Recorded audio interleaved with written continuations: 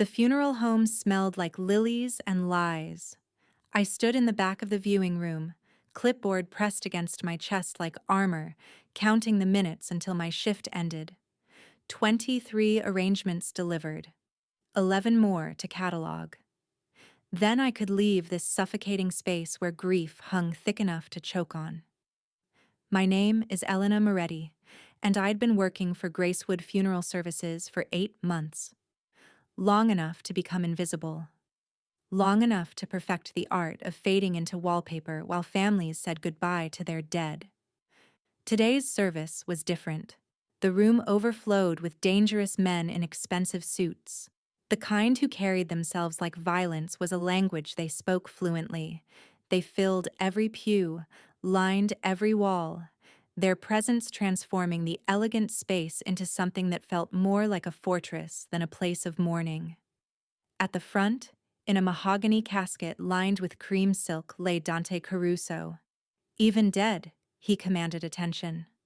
Dark hair perfectly styled, strong features that photographs didn't do justice. The suit he wore probably cost more than I made in 6 months. His hands were folded across his chest, and someone had placed a rosary between his fingers. He looked peaceful, almost like he was sleeping.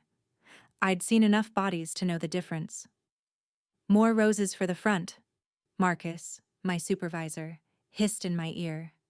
His breath smelled like coffee and cigarettes. "The family wants the casket absolutely surrounded. Go." I nodded and slipped through the side door into the preparation room where we kept extra arrangements. My hands shook slightly as I lifted a massive spray of red roses. I hadn't eaten since yesterday. The electric bill had come due, and my refrigerator held exactly 1 yogurt and half a carton of orange juice. 3 days until payday. I could make it 3 more days. The roses were heavier than expected. Or maybe I was weaker. The room tilted slightly as I carried them back through the door, weaving between mourners who didn't see me. Invisible Elena. Good at her job precisely because no one noticed her presence. I positioned the arrangement near the casket, stepping up on the small platform to adjust the height. That's when I made my mistake. I looked at his face. Really looked. If you're enjoying this story so far, don't forget to hit the like button and subscribe. Drop a comment telling me where in the world you're watching from. I love hearing from you. The angles were wrong. Something about the way his features settled didn't match the photographs I'd seen while setting up the service. The nose was similar, but not quite right. The jawline close, but subtly different.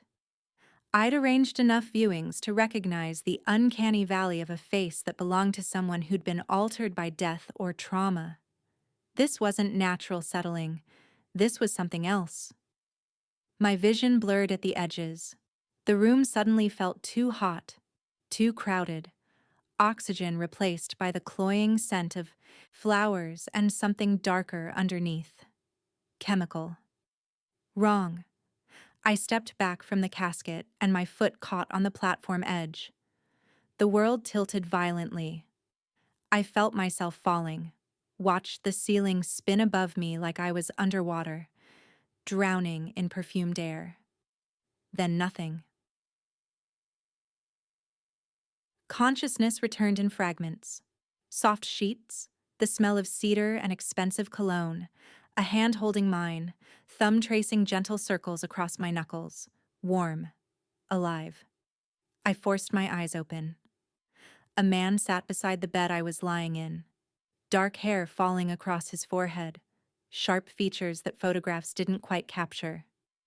Eyes the color of espresso, studying me with an intensity that made breathing difficult. The dead man from the casket. Dante Caruso. Very much alive. I tried to sit up, and he pressed a hand to my shoulder, gentle but firm. "Don't move too quickly. You hit your head when you fell." His voice was deep, textured with an accent that suggested Italian roots, smoothed by years in America. The kind of voice that commanded rooms and expected obedience. "You're dead," I whispered. My voice came out rough, confused. "I saw you, in the casket." "You saw someone wearing my face?" He released my shoulder but didn't move away. Not quite the same thing. I stared at him, trying to process. The funeral, the body. This man, alive and sitting beside me like we were old friends rather than complete strangers. I don't understand. That makes two of us. His gaze traveled over my face, cataloging details. You were adjusting flowers. You looked at the body, and something in your expression changed. Fear. Recognition. Then you collapsed before my men could catch you. Your men. I repeated the words, understanding, clicking into place. The funeral was fake. You staged your own death. Very perceptive for someone who just regained consciousness. Something that might have been approval flickered in his eyes. What's your name? Elena Moretti. I tried to sit up again, and this time he helped, propping pillows behind me. I work for Gracewood. I delivered the flowers. Elena. He tested the name. Do you make a habit of studying corpses closely enough to recognize inconsistencies? Heat flooded my face. I make a habit of doing my job well, which includes making sure arrangements are positioned correctly around the deceased. I met his gaze directly. That body isn't you. The features are similar, but the bone structure is wrong. Different nose. Narrower jaw. Whoever did the makeup work was skilled, but not skilled enough. Dante leaned back in his chair, studying me with renewed interest. Most people see what they expect to see. They look at a body in a casket wearing expensive clothes, and they don't question it. You questioned it. Is that why I'm here instead of at a hospital? I glanced around, taking in the bedroom for the first time. Massive space, masculine decor, floor-to-ceiling windows overlooking the city. Wealth that didn't need to announce itself. Where am I? Somewhere safe. He stood, moving to a sidebar where crystal decanters caught the light. Your collapse was convenient timing. My men brought you here rather than risk questions at a hospital. Convenient, I echoed flatly. I fainted at your fake funeral, and you kidnapped me. Protective custody. He poured amber liquid into 2 glasses. There's a difference. Not from where I'm sitting. He returned, offering me one of the glasses. When I hesitated, he took a sip from it first. Not poisoned, just whiskey. You look like you could use it. I accepted the glass, and the first sip burned down my throat. Good whiskey, the kind I'd never be able to afford. Who was in the casket? Someone who made the mistake of betraying me. Dante sat back down, his own glass cradled in long fingers. He had similar enough features that with the right modifications, he could pass for me at a distance. In a casket. To people who want to believe I'm dead. The casual way he said it made my stomach turn. You killed someone and used their body as a prop. I killed someone who tried to kill me first and gave his death meaning. His tone didn't change. Matter of fact. Clinical. He gets a beautiful funeral. His family gets a generous payout and an explanation that protects their reputation. Everyone benefits. Except him. He made his choice when he accepted money from the Torrente family to put a bullet in my head. Dante took another sip of whiskey. I'm simply making use of the consequences. I should have been terrified. Should have been demanding he let me go, threatening to call the police, scrambling for escape. Instead, I found myself asking, why fake your death? Because sometimes the only way to win a war is to let your enemies think they've already won. He set his glass aside. The Torrente family has been trying to eliminate me for 2 years. Constant attempts. Constant vigilance. It becomes exhausting. So I gave them what they wanted. Proof of my death. A body. A funeral. Witnesses who will spread the word that Dante Caruso is gone. While you do what? His smile was sharp, predatory. While I dismantle their organization from the shadows. It's remarkable what you can accomplish when people believe you're dead. The implications settled over me like a weight. How long? How long what? How long do you plan to stay dead?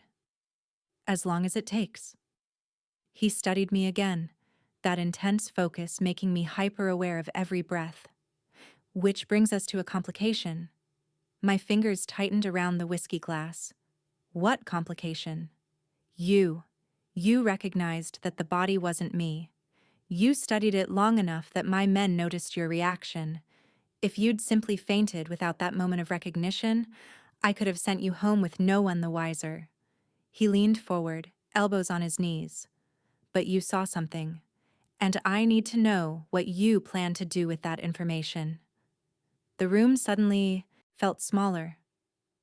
Are you going to kill me? Do I need to? I forced myself to think through the panic. I'm no one. A funeral home employee who delivers flowers. I don't know anything about your world or your business. I have no reason to tell anyone what I saw. Everyone has reasons. Money, revenge, fear, principle. His gaze never left mine. Which one motivates you, Elena? Survival. The truth came out before I could dress it up. I'm just trying to survive. Something shifted in his expression. Elaborate. I gestured at myself, at my cheap work uniform and worn shoes. I work 60-hour weeks at 2 jobs. I live in a studio apartment with walls so thin I hear my neighbors' conversations. I eat ramen most nights because fresh food is a luxury I can't afford. My mother died 2 years ago from cancer, and I'm still paying off her medical bills. I met his eyes. I don't have the energy or resources to care about mob politics. I just want to do my job and go home. Dante was quiet for a long moment. When he spoke, his voice had softened fractionally. Your mother.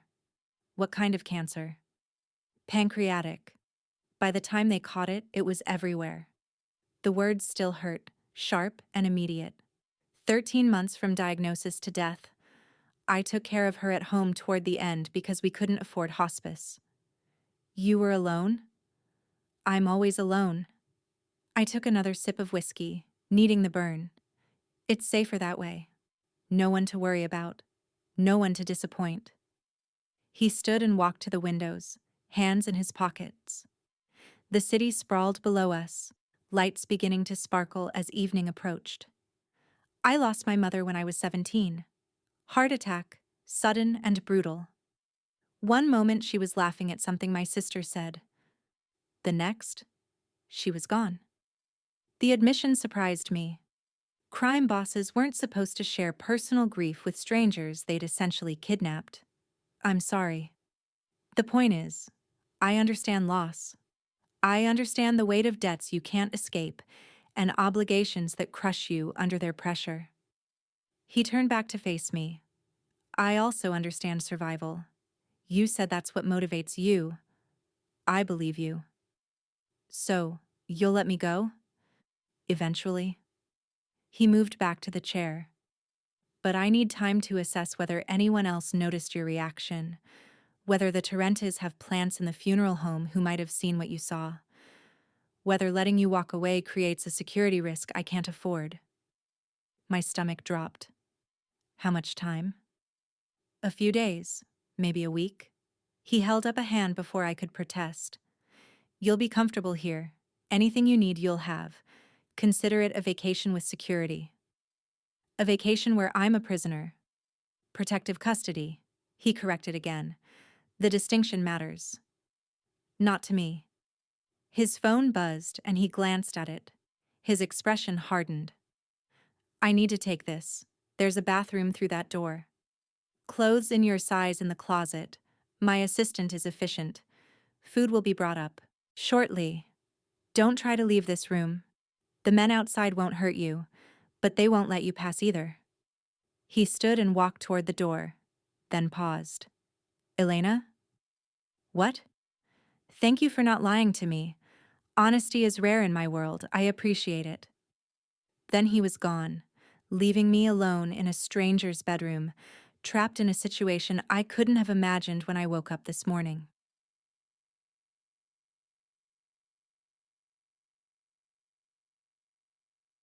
I spent the first hour exploring my gilded cage, The bedroom was larger than my entire apartment.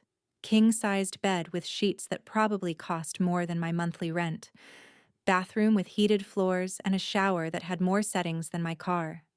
The closet held clothes in my exact size: jeans, sweaters, dresses, even pajamas. All tasteful, expensive, nothing flashy. His assistant was indeed efficient. Disturbingly so. The windows didn't open. I checked 3 times, testing different latches and mechanisms. Safety glass, probably reinforced. Even if I could break them, we were at least 20 stories up. No escape that way. The door was unlocked, but when I cracked it open, 2 men in dark suits stood in the hallway. They didn't acknowledge me. Didn't need to. Their presence was message enough. I closed the door and sat on the bed trying to process. Dante Caruso was alive. He'd staged an elaborate fake death using a traitor's body. I'd recognized the deception and collapsed. Now I was trapped in his penthouse while he decided whether I was a security risk worth eliminating. My phone was gone, checked from my pockets while I was unconscious probably. No way to call for help. Not that I had anyone to call. Brittany from work might notice I didn't show up tomorrow, but she'd assume I was sick. My landlord wouldn't care as long as rent appeared on the 1st. I had no family, no close friends, no one who'd sound an alarm if Elena Moretti simply disappeared. I was exactly what I'd told Dante, alone and trying to survive. The door opened without warning. A woman entered, middle-aged and professional, carrying a tray of food. "Mr. Caruso thought you might be hungry." She set the tray on the desk near the window. Pasta with red sauce, fresh bread, salad. The smell made my stomach clench with sudden desperate hunger. "Thank you," I managed. She nodded and left without another word. I fell on the food like I'd been starving, which wasn't far from the truth. 3 days of yogurt and orange juice had left me hollow. The pasta was perfect. Homemade sauce, fresh ingredients. The kind of meal that came from a real kitchen rather than a microwave. I ate every bite, then sat back feeling almost human again. The exhaustion hit me all at once. The adrenaline that had been sustaining me drained away, leaving nothing but bone-deep weariness. I hadn't slept well in months. Work and worry made rest impossible most nights. The bed looked impossibly comfortable. Just for a minute, I told myself. Just long enough to close my eyes. I pulled back the covers and slid between sheets that felt like silk. My head sank into pillows that seemed designed specifically for my comfort. The mattress cradled me perfectly. Just for a minute, I fell asleep within seconds.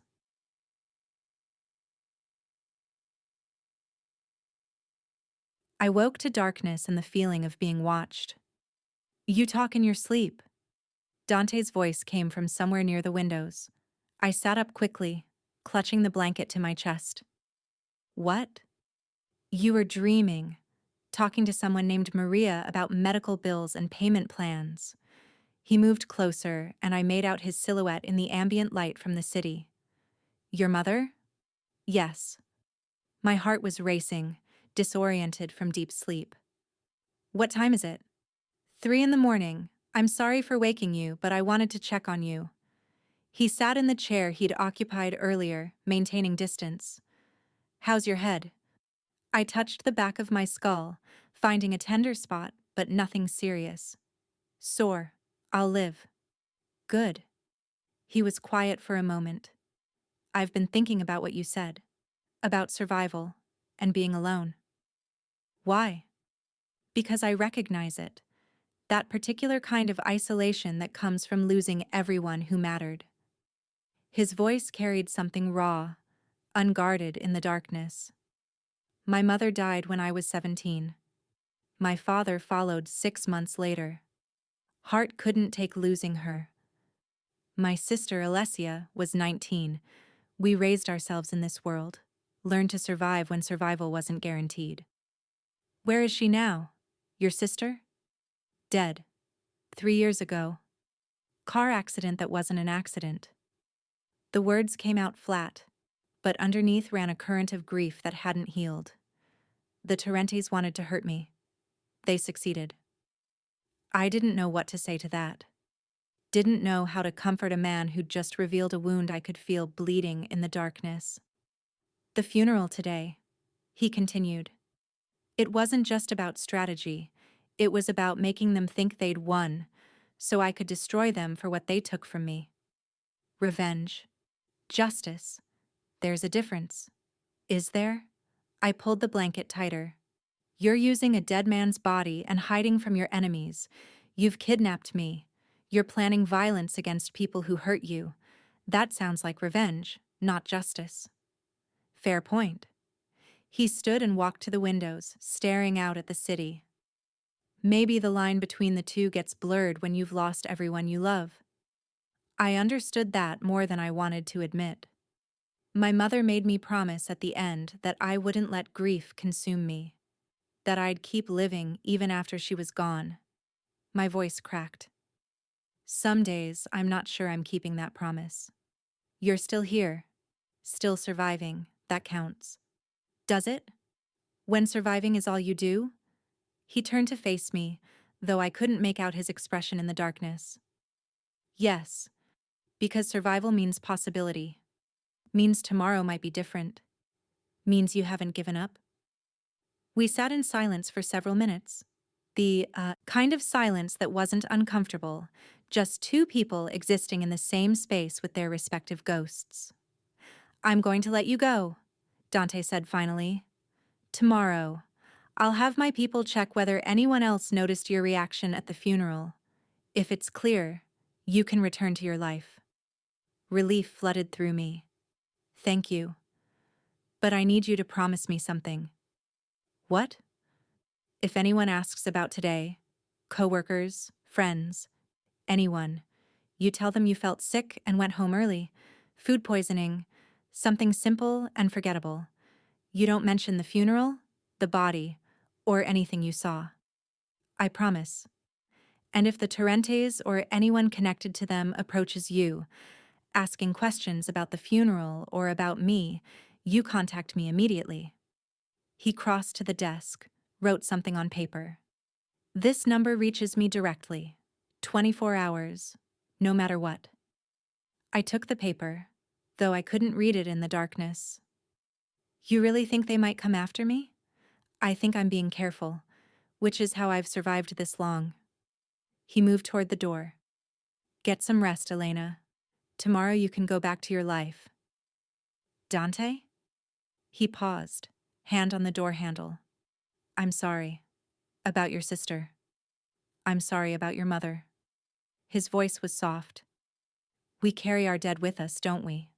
They never really leave. Then he was gone, and I was alone again with my ghosts and his.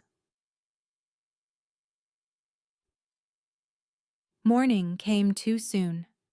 I woke to sunlight streaming through windows and the smell of coffee.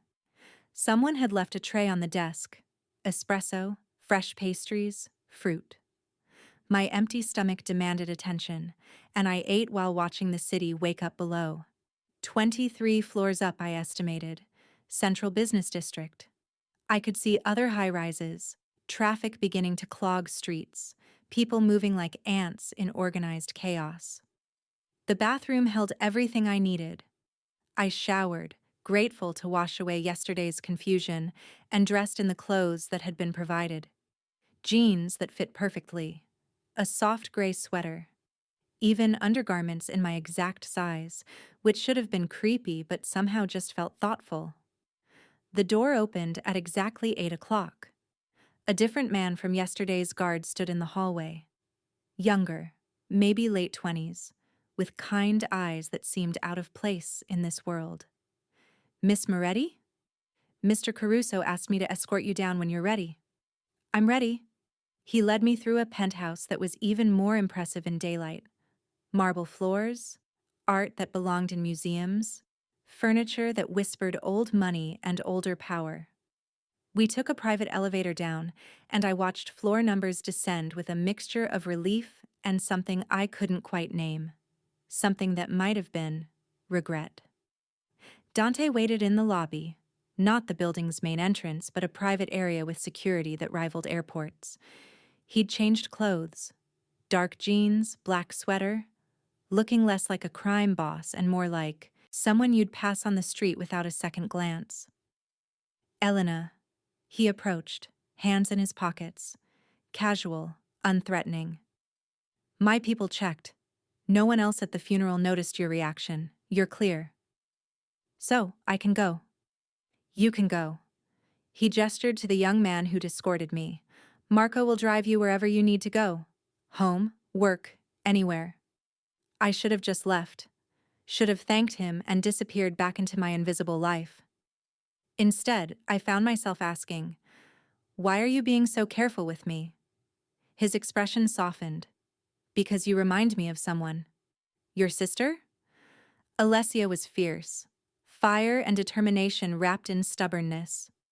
He smiled at the memory. But there was a moment after our parents died where I saw her break. Saw the weight of grief and responsibility crush her until she was barely standing. You have that same look. Like you're carrying more than anyone should have to bear alone. The observation cut too close. I'm fine. You collapsed from malnutrition and exhaustion at a funeral. His tone was gentle, not accusing. That's not fine. It's survival. It's dying slowly. He pulled something from his pocket, an envelope. Take this. I didn't reach for it. I don't want your money. It's not money. It's your wages for the day you missed work yesterday, plus compensation for the inconvenience of my protective custody. He pressed it into my hands. 24 hours of your time at an hourly rate that reflects the actual value of someone's time rather than the poverty wages funeral homes pay their staff. The envelope felt heavy. I opened it and stared at the cashier's check inside. $5,000. This is too much, I whispered. It's exactly enough.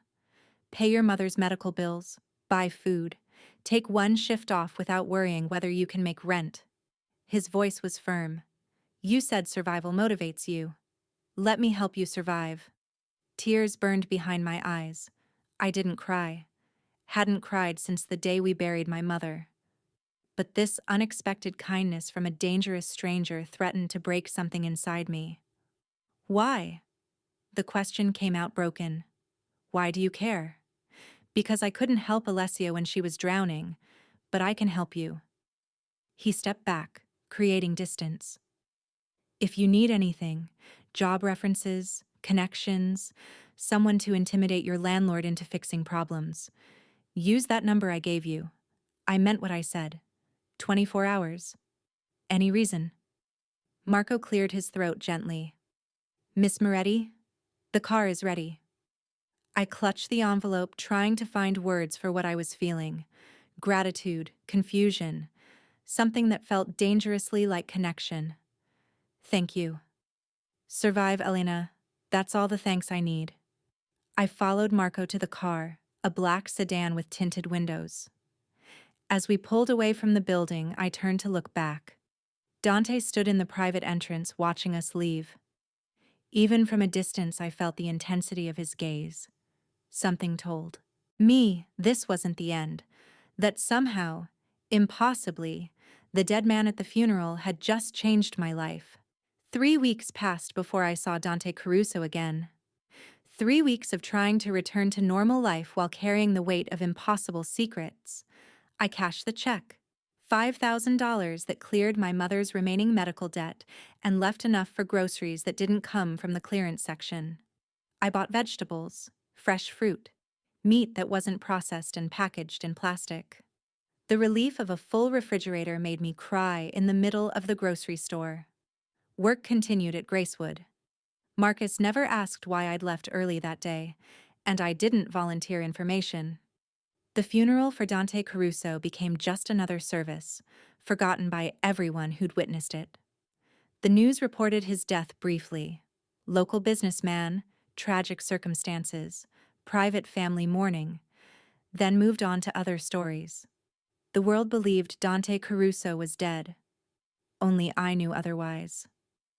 I tried not to think about him, tried to forget the conversation in darkness, the gentleness in his voice when he spoke about loss, the way he'd looked at me like he actually saw Elena Moretti instead of the invisible woman who delivered flowers. But late at night, alone in my apartment, I'd pull out the business card he'd given me. No name, just a phone number. I never called it. Never needed to. Until the night someone tried to kill me. It happened on a Thursday. I was closing Gracewood alone. Marcus had left early for his daughter's recital, trusting me to lock up. The funeral home sat in a quiet neighborhood, surrounded by old trees and houses that had seen better decades. Safe? Familiar? I should have known better than to trust familiar. I locked the front door, keys in hand, and turned toward the parking lot where my ancient Honda waited. The street light above flickered, casting unreliable shadows across pavement. Two men stepped out from between parked cars. They wore dark clothes, faces partially obscured by baseball caps pulled low. Nothing immediately threatening about their appearance, but something in the way they moved, purposeful, coordinated, made my stomach clench with instinct older than rational thought. Elena Moretti? The taller one spoke, voice rough with an accent I couldn't place. Every self-defense instinct screamed at me to run. Who's asking? Someone who wants to talk about Dante Caruso's funeral. He moved closer, and I saw the gun partially concealed under his jacket. Specifically about what you noticed before you collapsed. Ice flooded my veins. I don't know what you're talking about. Don't lie. The second man circled behind me, cutting off retreat. We have video from the funeral home. You stared at that casket for a full minute. You saw something. We need to know what. The Torrentes. Had to be. Dante had been right. They were watching, questioning, looking for cracks in the illusion of his death. I felt sick, I said, keeping my voice steady through sheer force of will. Low blood sugar. I looked at the casket because I was trying not to pass out. That's all. You're a terrible liar. The tall one pulled his gun, not pointing it at me yet, just letting me see it. We're going to take a drive. You're going to tell us everything you remember about that body.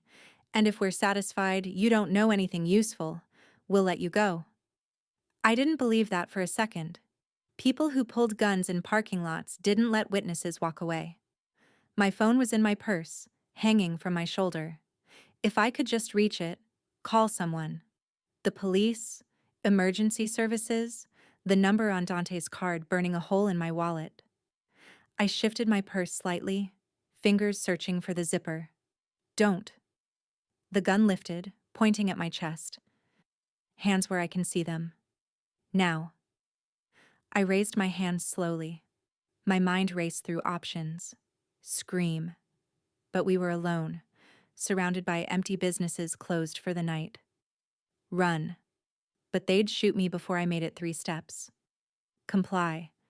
And hope they were telling the truth about letting me go. None of the options ended well. Please, I tried. I really don't know anything. I deliver flowers. That's all I do. I'm nobody. That's what makes you perfect for asking questions, the tall one said. Nobody notices nobodies. So, we're going to find out what you saw, what you know, and who you've told. He gestured with the gun toward a dark van parked at the lot's edge. My legs refused to move. Every survival instinct screamed that getting in that van meant death. The second man grabbed my arm, fingers digging in hard enough to bruise. He started dragging me forward, and I finally found my voice. I screamed. The gunshot that answered was deafeningly loud. For a horrible second, I thought I'd been hit. Then the man holding my arm dropped, blood blooming across his shoulder. He'd been shot from behind. The tall one spun, gun tracking toward the source of the shot, but he never got the chance to fire. Dante Caruso stepped out from behind my Honda, gun steady in his hands, looking nothing like a dead man and everything like vengeance personified. Drop it.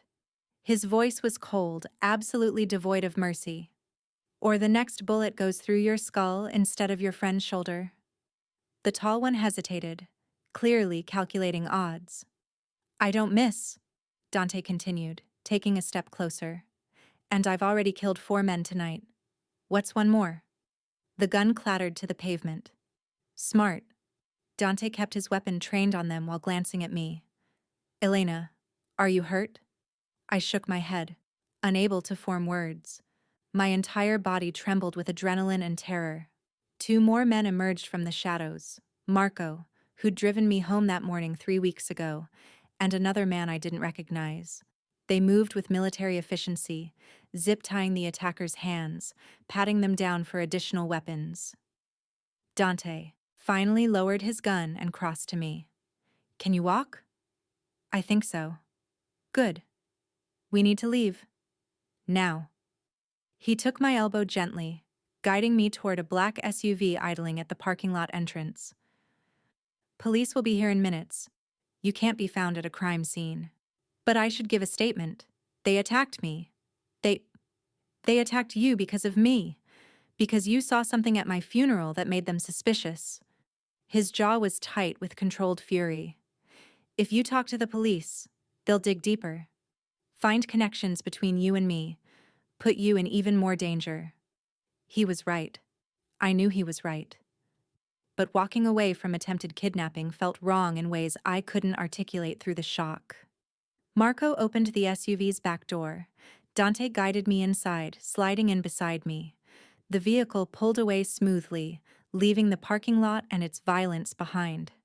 I stared at my hands. They were shaking so badly I had to clasp them together to make it stop. How did you know? How were you there? I've had people watching you since the day you left my building. Dante's voice was gentler now. I told you I wanted to make sure you were safe. That meant surveillance to catch any Torrente interest in you. You've been watching me for 3 weeks? Protecting you for 3 weeks, he corrected. Tonight proved why. They were waiting for an opportunity when you were vulnerable and alone. My men saw them positioning, called me immediately. I got here as fast as I could. The reality settled over me like a weight. They know. The Torrentes know you're not really dead. They suspect. There's a difference. He pulled out his phone, typing rapidly. But yes, your reaction at the funeral raised enough questions that they're investigating. Which means you're a liability they'll keep trying to eliminate. My stomach turned. So, what happens now? Now you come back with me, to the penthouse where I can actually protect you properly. He looked up from his phone. I'm sorry, Elena. I thought they let it go. Thought one unknown funeral home employee wouldn't be worth their attention. I was wrong. How long? The question came out smaller than I intended. How long do I have to hide? Until I finish dismantling their organization, until they're too broken to pose a threat. His expression was grim. Could be weeks, could be months. I can't just disappear for months. I have jobs, responsibilities, a life. You almost got kidnapped tonight. Probably killed once they'd question you. His tone was harsh, but not cruel. Your life is worth more than funeral arrangements and poverty wages. It's my life, and I'm trying to keep you alive to live it. He reached over, taking one of my shaking hands in his. I know this isn't fair. I know you didn't ask for any of this. But I'm asking you to trust me now. Let me keep you safe while I handle the people who want to hurt you. I looked at our joined hands. His was warm, steady, calloused from violence I didn't want to imagine.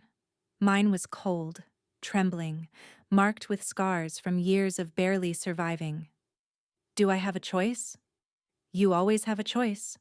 He squeezed gently. But I'm hoping you'll choose survival. For your mother's memory, if nothing else. She made you promise to keep living. Let me help you keep that promise. The reference to my mother broke something inside me. He'd remembered that detail from our conversation in the darkness, held onto it, used it now to convince me. Okay, I whispered. Okay, I'll come with you. Relief flooded his features. Thank you. The penthouse felt different this time. Maybe because I wasn't unconscious when I arrived. Maybe because I was coming here willingly rather than as a confused prisoner. Maybe because Dante stayed close, not hovering but present, like he understood I needed the reassurance of his protection. Marco carried my purse, the only thing I'd had with me at the funeral home. Everything else I owned was in my apartment across the city, an apartment I couldn't return to now. We'll send people to pack your belongings, Dante said, reading my thoughts. Clothes, personal items, anything you need. They'll bring everything here tomorrow. My landlord will want an explanation. I'll handle it. Month's rent paid in advance. He won't ask questions. I sank onto the leather couch in his living room, suddenly exhausted. This is insane. My entire life has been turned upside down because I looked too closely at a fake corpse. I know. He sat beside me, maintaining careful distance. And I'm sorry. If I could go back and handle the funeral differently, keep you out of this entirely, I would. But you can't. No, I can't. He ran a hand through his hair, the first sign of real frustration I'd seen from him. So instead, I'm going to do everything in my power to keep you safe and end this as quickly as possible. By dismantling the Torrente family. By destroying them so completely they can't threaten anyone I care about ever again. The phrasing caught me off guard. Anyone you care about? He met my eyes directly. You collapsed at my funeral. I caught you. And somehow, in the days since, I've found myself thinking about you more than I should. Worrying about whether you were eating, sleeping, surviving. His voice dropped. So yes, Elena, I care about what happens to you. Maybe more than I have any right to. My breath caught. Dante? You don't have to say anything. He stood, creating distance again. I'm not asking for anything. I'm just being honest about why this matters so much to me, why I had people watching you, why I came personally tonight when my men reported the Torrentes were moving on you. I didn't know what to say to that. Didn't know how to process a confession from a man who'd been dead 3 weeks ago, who'd saved my life tonight, who was looking at me like I mattered in ways I hadn't mattered to anyone since my mother died. Your room is ready, he continued, shifting to practical matters. Same one as before. I'll have my staff bring dinner soon. You should rest. Tonight was traumatic. Dante. He paused at the living room entrance. Thank you for coming when you did, for saving me. His expression softened. Always, Elena. For as long as you need me, I'll be there. Then he was gone, leaving me alone with thoughts that were far too complicated for someone who'd almost been kidnapped 2 hours ago. I couldn't sleep. Every time I closed my eyes, I saw the gun pointing at my chest, felt hands grabbing my arm, heard the gunshot that had saved my life. At 2 in the morning, I gave up and wandered out of the bedroom. The penthouse was quiet, most lights dimmed. I found my way to the kitchen, a massive space with commercial appliances and marble countertops, and searched for something to occupy my hands. Tea. I could make tea. I was waiting for water to boil when Dante appeared in the doorway, wearing sweatpants and a t-shirt. Hair mussed from sleep, or attempted sleep. Looking more human than I'd ever seen him. Couldn't rest? He asked quietly. Every time I close my eyes, I'm back in that parking lot. He moved into the kitchen, pulling down a second mug without asking. That's normal. The brain processes trauma through repetition. It'll get easier. You sound like you speak from experience. I've been shot at more times than I can count. Survived 3 attempts on my life before I was 25.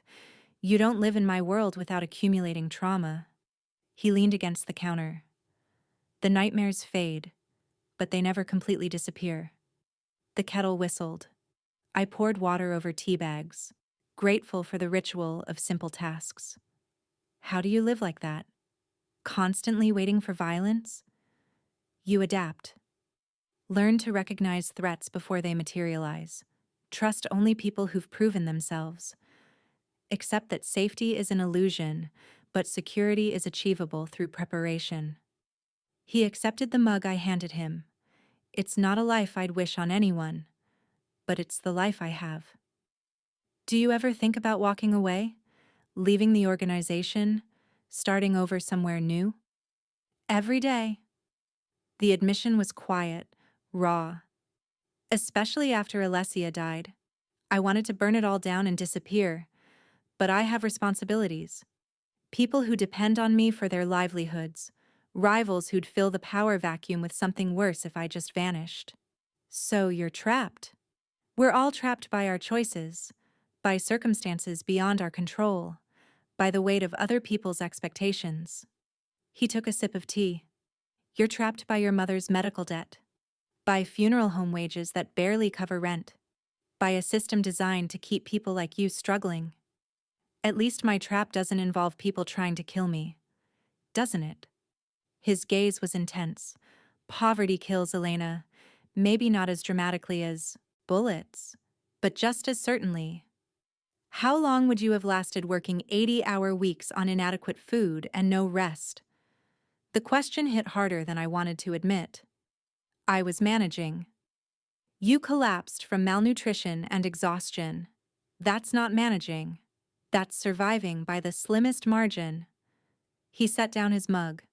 We're not that different, you and I. Both trapped by circumstances we didn't choose, both doing whatever it takes to survive another day.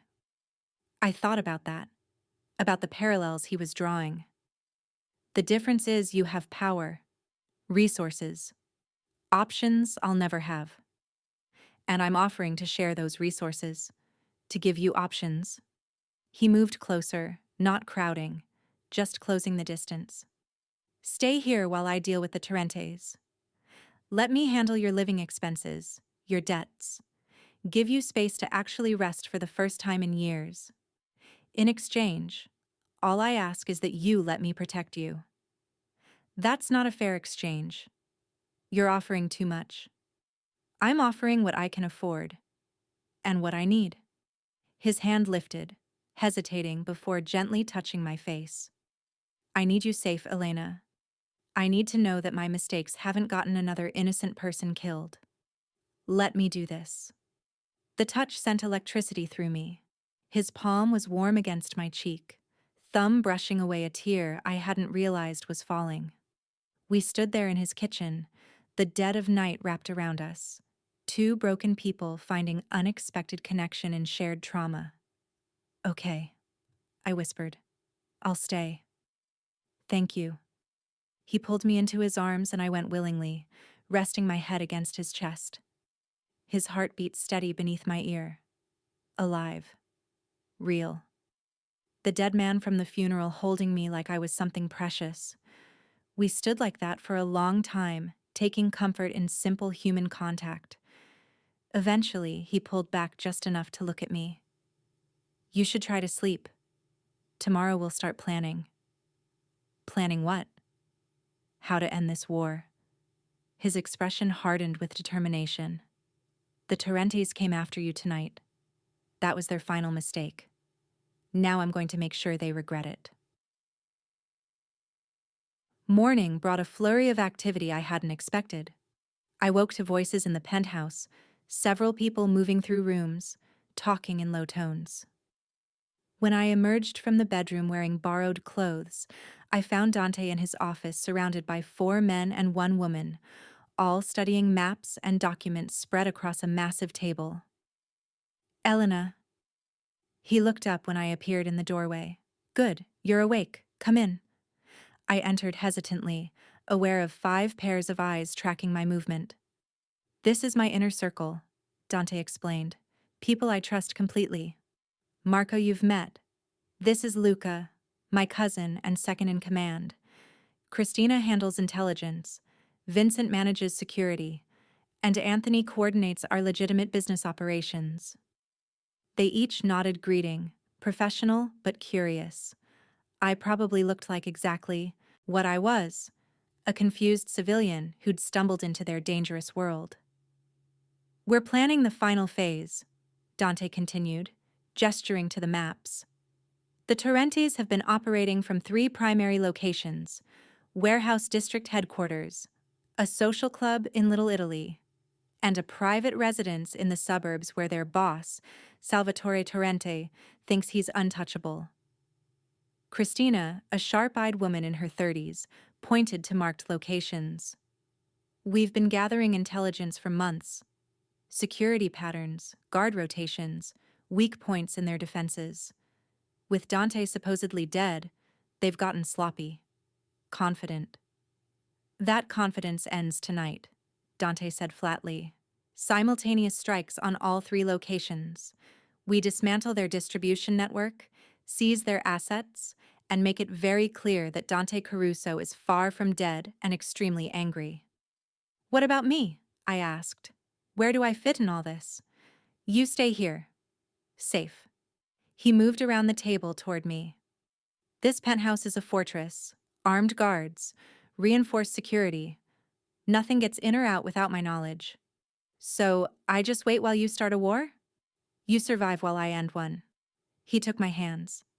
I know waiting is hard, but I need to focus on the Torrentes, not worry about whether you're protected. Can you do that for me? The concern in his voice, the way he held my hands like they were lifelines, made refusing impossible. How long will you be gone?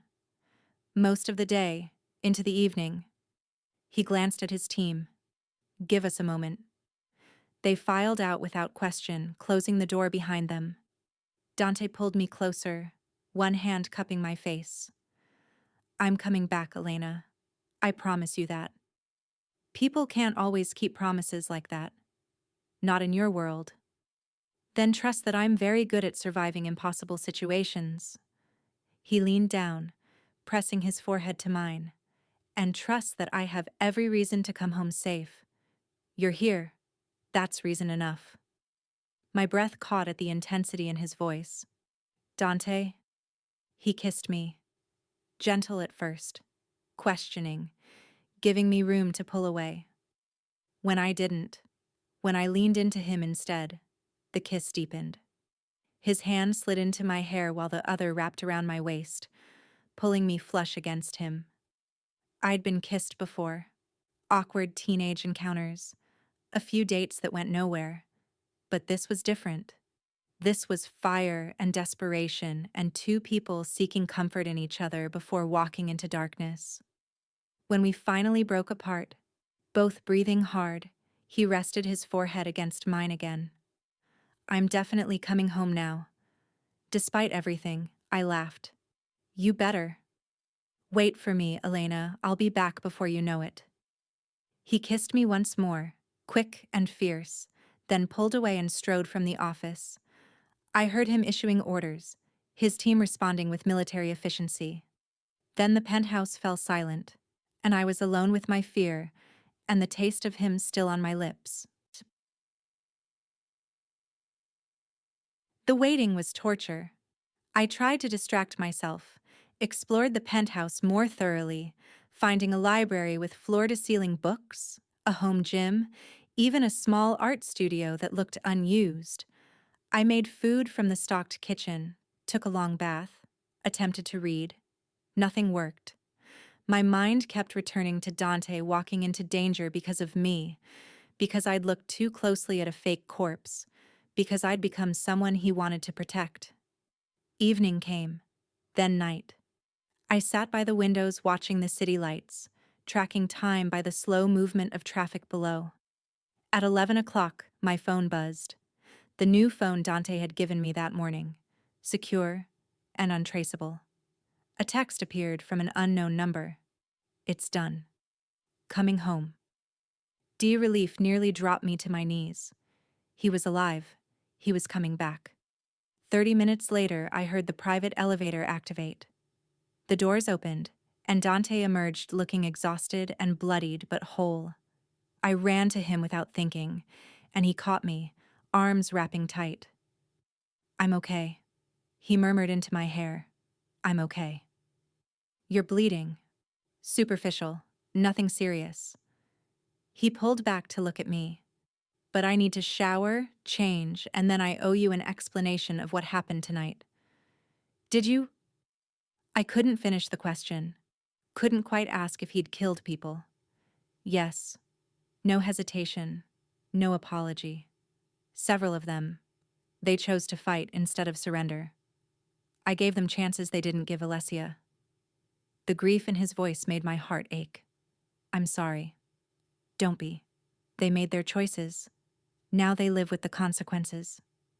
He kissed my forehead gently. "Give me 20 minutes. Then we'll talk." I waited in the living room, unable to sit still. When he emerged, hair damp from the shower, wearing clean clothes, he looked almost normal, except for the shadows in his eyes that spoke of violence I'd never fully understand.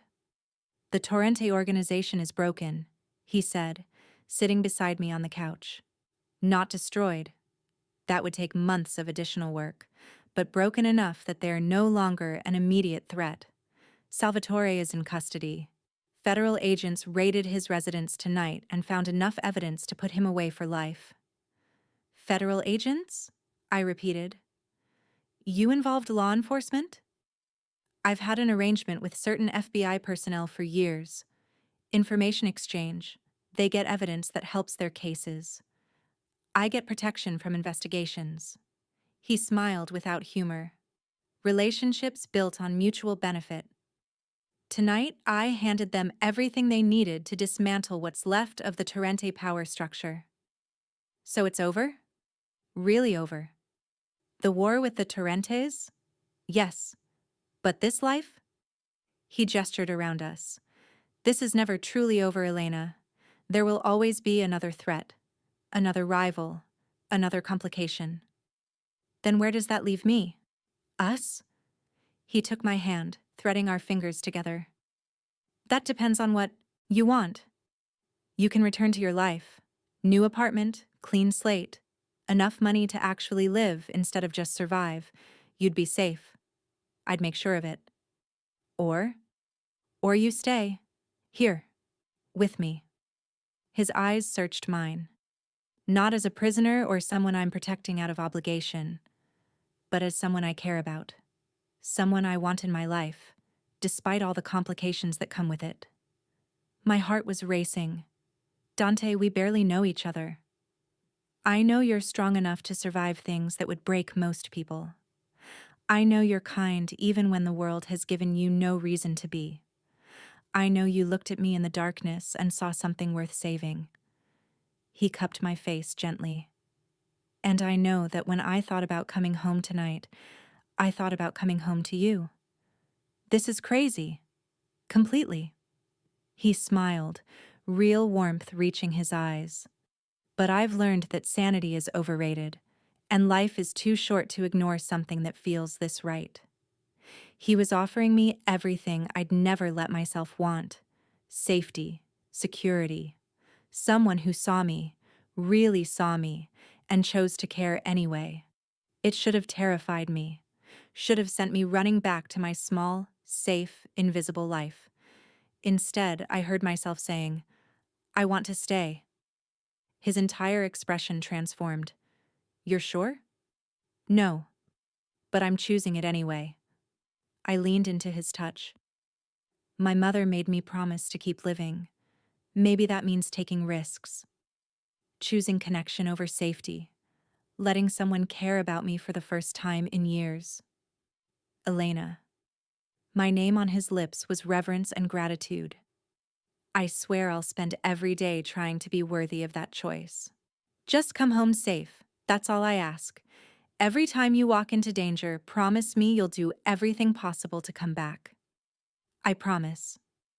He pulled me into his arms, and I went willingly, resting my head against his chest. His heart beat steady beneath my ear. Alive. Real. Mine.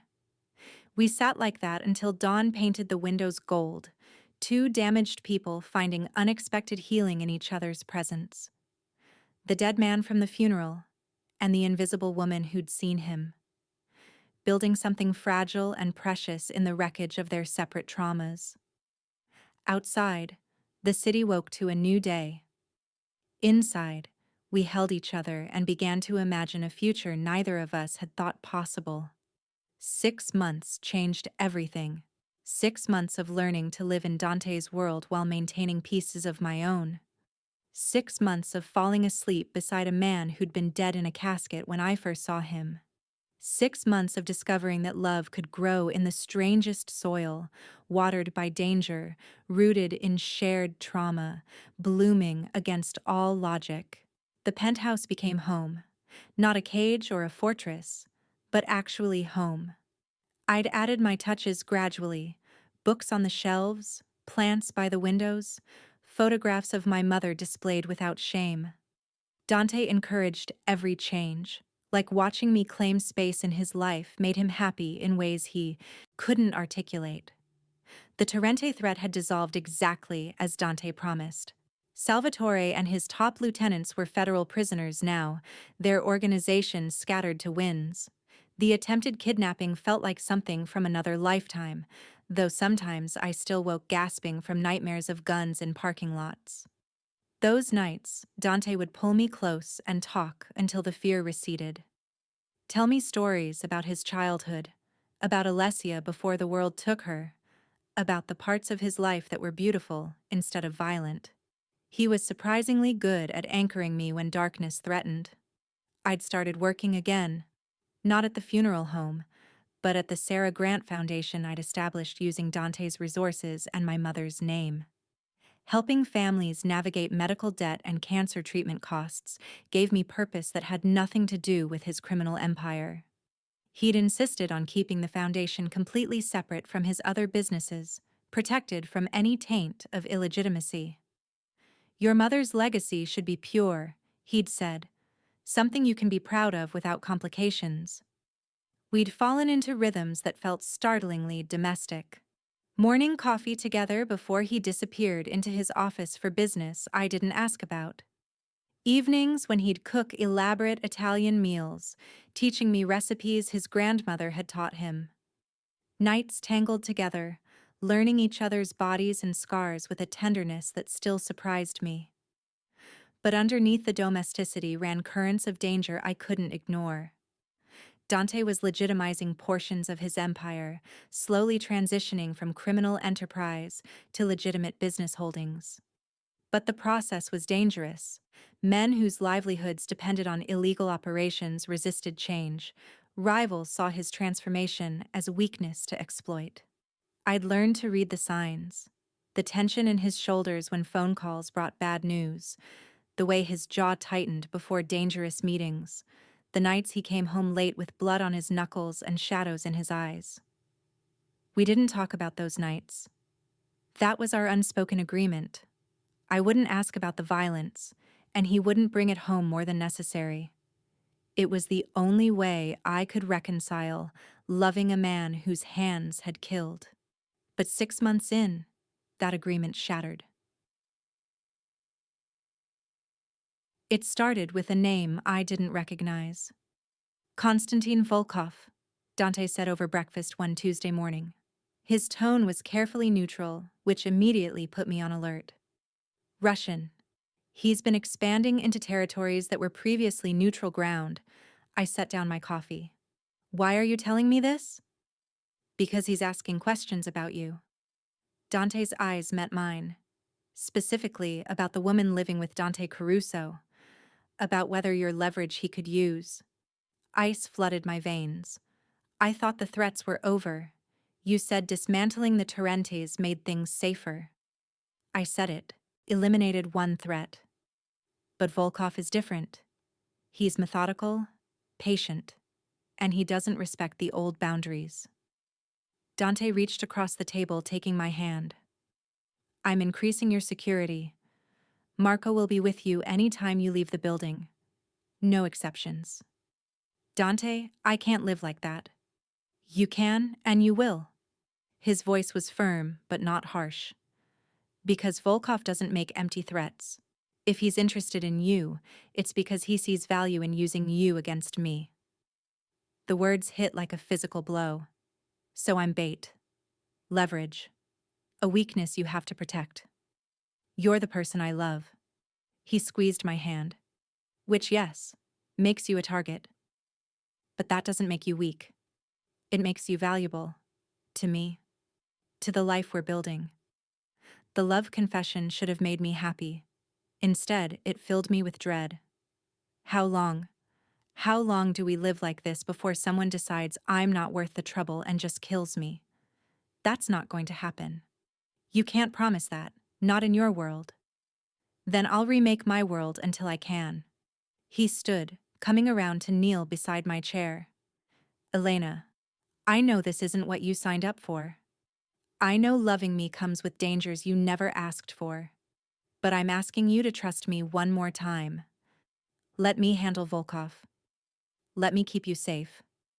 I looked at this man who'd become my entire world, who'd saved me, protected me, loved me in ways I'd never expected, who was asking me to trust him with my life yet again. Okay, I whispered. But Dante, if something happens to me because of your world, because of your enemies, it won't. I swear to you, Elena. I will burn this entire city down before I let anyone hurt you. The violence in his voice should have scared me. Instead, it felt like the only promise that mattered. Marco became my constant shadow. 32 years old, former military, unfailingly polite. He drove me to the foundation office every morning, waited in the lobby while I worked, escorted me home every evening. At first, it felt suffocating, but I grew accustomed to his presence, even found comfort in knowing someone was watching for threats I couldn't see. 2 weeks after Dante's warning about Volkov, I was reviewing grant applications when my assistant, Jennifer, knocked on my office door. Elena, there's someone here to see you. He doesn't have an appointment, but he says it's urgent. Something in her voice made me look up. Did he give a name? Konstantin Volkov. The room tilted. Tell Marco immediately, then call building security. Already did. Marco's on his way up. Jennifer's eyes were wide with fear. What's going on? I don't know yet. Stay in your office. Lock the door. She disappeared, and I heard the click of her lock engaging. My hand moved toward my phone, pulling up Dante's number, when my office door opened. The man who entered was tall, maybe 6'4", with ice blue eyes and features that belonged on classical sculptures. He wore an expensive gray suit and moved with the fluid confidence of someone who'd never been told no. Marco burst through the door behind him, gun partially drawn. No need for weapons, Volkov said, his accent thick but his English perfect. I'm here to talk, not fight. Get out, Marco growled. Now, before I call the police. The police? Volkov smiled. I'm a legitimate businessman, here to discuss a charitable donation with Ms. Moretti's foundation. Nothing illegal about that. I forced my voice steady. What do you want? To meet the woman who captured Dante Caruso's heart, the mysterious Elena Moretti who appeared from nowhere and somehow made a dead man come back to life. He moved closer, ignoring Marco's threatening posture. You must be extraordinary. I'm nobody. Just someone who runs a cancer support foundation. Modest, I appreciate that. He pulled an envelope from his jacket pocket, laying it on my desk. A donation. $100,000, no strings attached. Consider it a gesture of goodwill. I didn't touch the envelope. I don't want your money. Everyone wants money, Ms. Moretti. The question is what they're willing to do for it. His eyes studied me like I was a puzzle to solve.